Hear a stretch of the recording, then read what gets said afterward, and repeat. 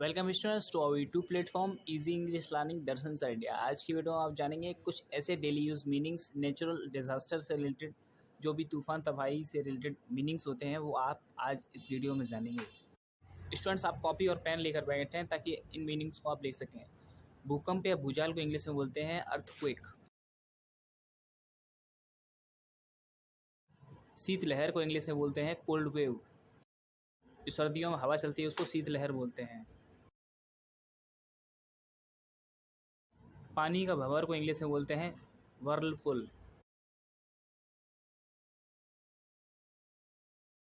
ग्रीष्म लहर को इंग्लिश में बोलते हैं हीट वेव। जो गर्मी में गर्म हवा चलती है उसको ग्रीष्म लहर बोलते हैं। गरज तूफान को इंग्लिश में बोलते हैं थंडरस्टॉर्म।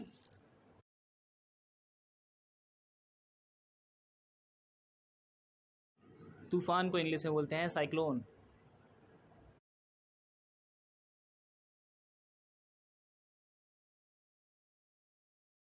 अकाल को इंग्लिश में बोलते हैं फेमिन। प्रचंड तूफान को इंग्लिश में बोलते हैं टाइफून।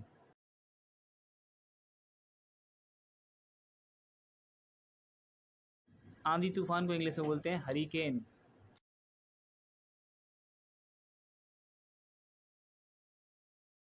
बादल फटना को इंग्लिश में बोलते हैं क्लाउड बस्ट। जंगल की आग को इंग्लिश में बोलते हैं वाइल्ड फायर।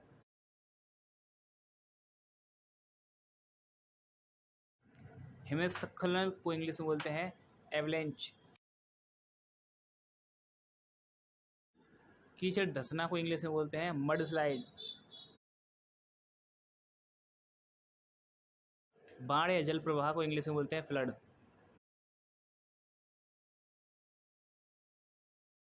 सूखा को इंग्लिश में बोलते हैं ड्राउट। ओला आंधी को इंग्लिश में बोलते हैं हेल स्टॉर्म। स्टूडेंट्स, आप जानते हैं कुछ डेली यूज सेंटेंसेस जो आपको इंग्लिश बोलने में काफ़ी हेल्प करेंगे। कुछ भी काम करना मना है, इसको आप इंग्लिश में बोलेंगे ऑफ लिमिट्स।